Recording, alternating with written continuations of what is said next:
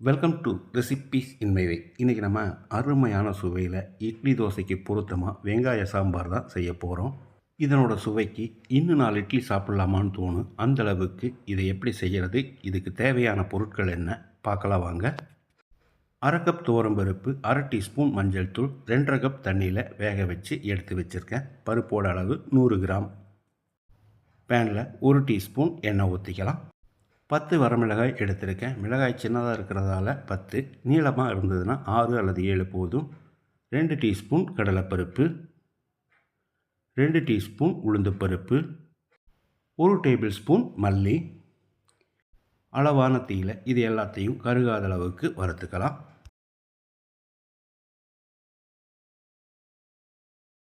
நல்லா வறுபட்டுருச்சு. இப்போ ஸ்டவ் ஆஃப் பண்ணிவிட்டு இதில் 1 டீஸ்பூன் சீரகம், 1/4 டீஸ்பூன் வெந்தயம், மறுபடியும் ஒரு 10-20 செகண்ட் வறுத்துக்கலாம். வெந்தயமும் சீரகமும் பேன் சூட்லேயே வறுபட்டுரும்.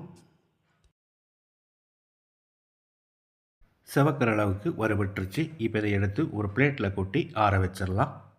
அதே பேனில் 2 டேபிள் ஸ்பூன் எண்ணெய் ஊற்றிக்கலாம். 100 கிராம் அளவுக்கு ஒரு பெரிய வெங்காயம் நீளவாக்கில் நறுக்கினது. வெங்காயத்தை கண்ணாடி பதத்துக்கு வதக்கினா மட்டும் போதும்.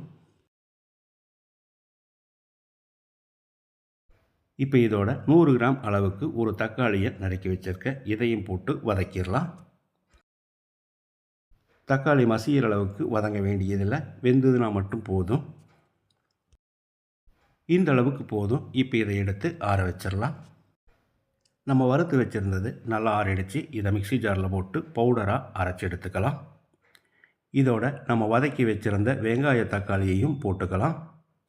கூடவே 1/2 கப் அளவுக்கு துருவின தேங்காய், 1 டேபிள் ஸ்பூன் பொட்டுக்கடலை,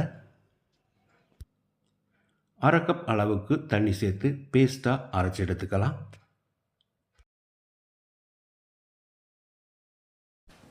வாணலியில் 1/2 டேபிள் ஸ்பூன் எண்ணெய் ஊற்றிக்கலாம். 200 கிராம் அளவுக்கு சின்ன வெங்காயம் எடுத்திருக்கேன். இதை போட்டு வதக்கிடலாம். வெங்காயம் செவக்கிற அளவுக்கு வதங்க வேண்டாம், ஓரளவுக்கு வதங்கினாலே போதும். லேசாக செவக்கிற அளவுக்கு வெங்காயம் வதங்கிருச்சு. நம்ம ஏற்கனவே வேக வச்சு மசிச்சு வச்சுருந்த பருப்பு ஊற்றிடலாம். கூடவே அரைச்சி வச்சுருந்த மசாலாவையும் ஊற்றிக்கலாம். மிக்சி ஜார் அலசி கொஞ்சமாக தண்ணி ஊற்றிக்கலாம். ஒரு பெரிய நெல்லிக்காய் அளவு புளியை 1/2 கப் தண்ணியில் கரைச்சி வச்சுருக்கேன். இதை ஊற்றிக்கலாம். 2 பச்சை மிளகாயை நறுக்கி வச்சுருக்கேன். இதையும் போட்டுக்கலாம். மீடியம் சைஸில் ஒரு தக்காளி நறுக்கினது, இதையும் போட்டுக்கலாம். இதுக்கு தேவையான அளவு உப்பு. நான் 1/2 டேபிள் ஸ்பூன் கல் உப்பு சேர்க்கிறேன். மறுபடி பத்தலைனா கூட போட்டுக்கலாம். இப்போ இது நல்லா கொதிக்கட்டு. இது கொதித்து வர்றதுக்கு ஒரு 7-8 நிமிஷம் ஆகும். சாம்பார் நல்லா கொதித்து வந்துருச்சு. இதில் நான் 1 டீஸ்பூன் வெல்லத்தை சேர்க்கிறேன். நீங்கள் விருப்பப்பட்டால் சேர்த்துக்கலாம், இல்லைன்னா விட்டுறலாம். வெல்லத்தை சேர்த்து கலந்து விட்ட பிறகு ஸ்டவ் ஆஃப் பண்ணிக்கலாம்.